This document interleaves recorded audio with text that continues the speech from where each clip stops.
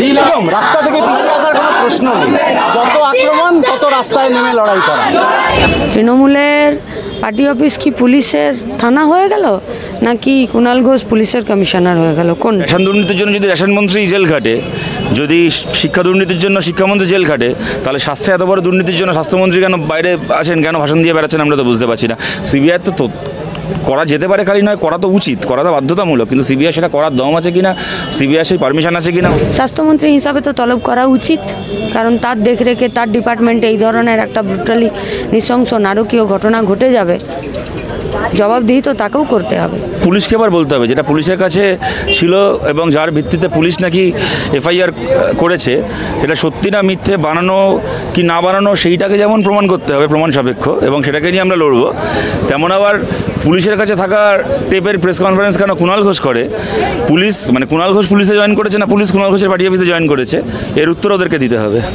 তৃণমূল কংগ্রেস একটা নিজস্ব সিস্টেম পশ্চিমবঙ্গের সরকারের থাকাটাকে ব্যবহার করে তৈরি করেছে।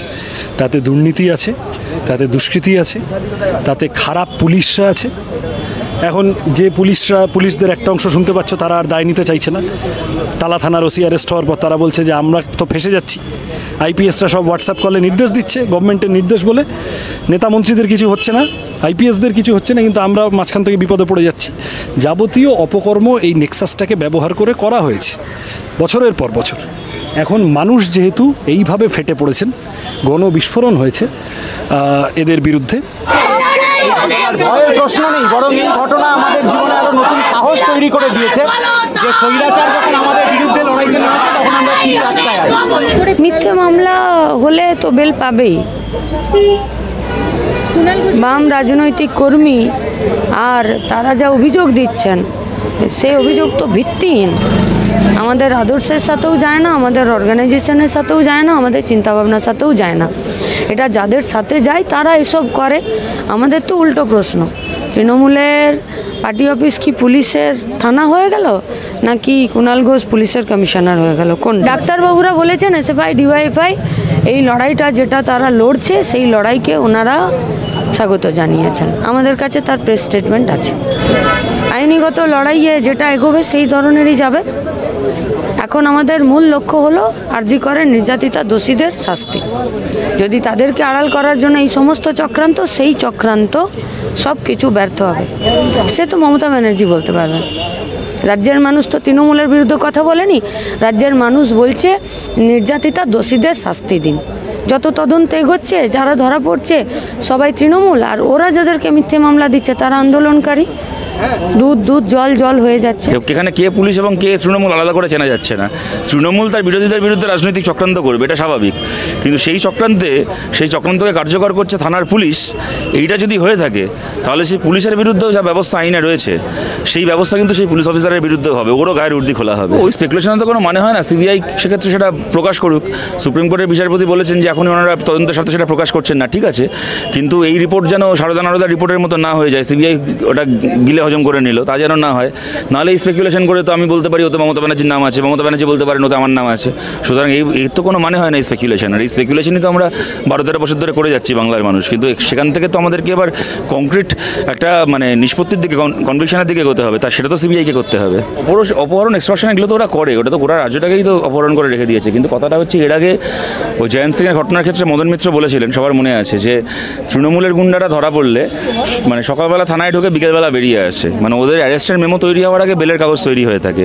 এক্ষেত্রে যেন তা না হয়, যেন জেলটা খাটে এবং যে শাস্তি হওয়া সেটা পাই দেখতে হবে। নাহলে লোক দেখানোর জন্য অ্যারেস্টও করলো, কিন্তু তারপরে আবার বেরিয়ে আসলো, তা যদি হয় তাহলে আর মানে কি আছে।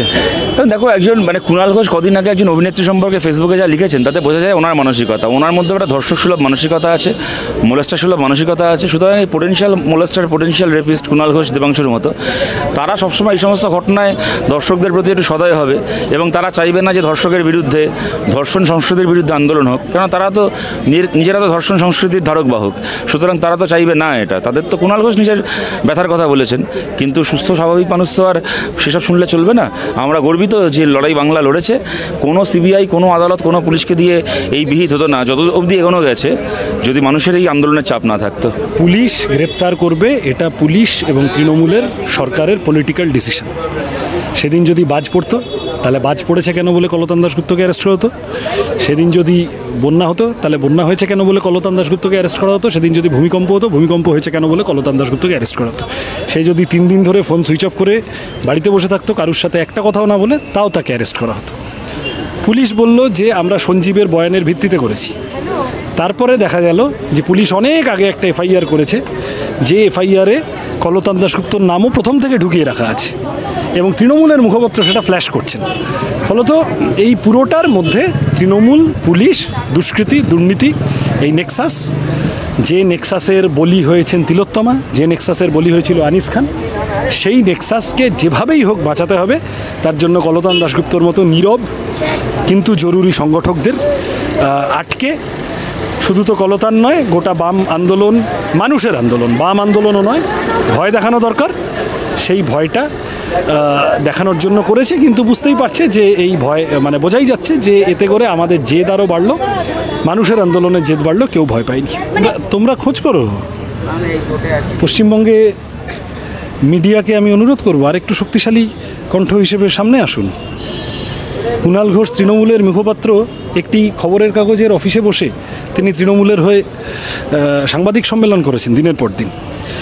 ফলত এনারা সব মিলিয়ে যেভাবে গণতান্ত্রিক প্রতিষ্ঠানগুলোর উপর, অটোনোমাস প্রতিষ্ঠানগুলোর উপর যেভাবে আক্রমণ নামিয়ে এনেছেন, সেটা প্রশাসন হতে পারে, সেটা মিডিয়া হতে পারে, প্রতিটি ক্ষেত্রে ভেবেছেন সবটাই বাপের জমিদারি, সেই কারণে করেছেন, সেইভাবে করেছেন।